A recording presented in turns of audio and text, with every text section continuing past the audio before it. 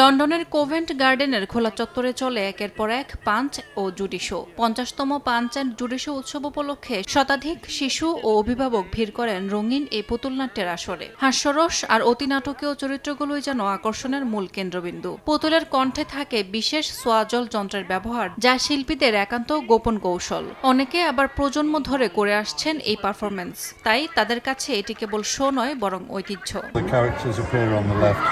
Punch and জুডির কাঠামো সরল হলেও কার্যকর। এটি হাতেই চরিত্রের ওঠানামা আর ছোট ছোট প্রপস দিয়ে গড়ে তোলা হয় পুরো নাটক।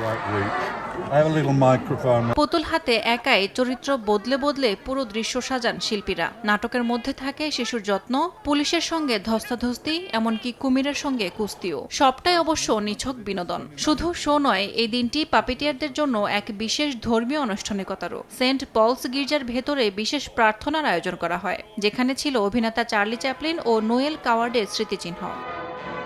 পুতুল হাতে মিছিল করেন পাপিটিয়াররা, হাঁটেন লন্ডনের রাজপথে। পাঞ্চ আর জুডি কেবল পুতুল নয়, ব্রিটিশ সংস্কৃতিরই এক জীবন্ত অধ্যায়। ইয়াসমিন অনন্যা, সময় সংবাদ।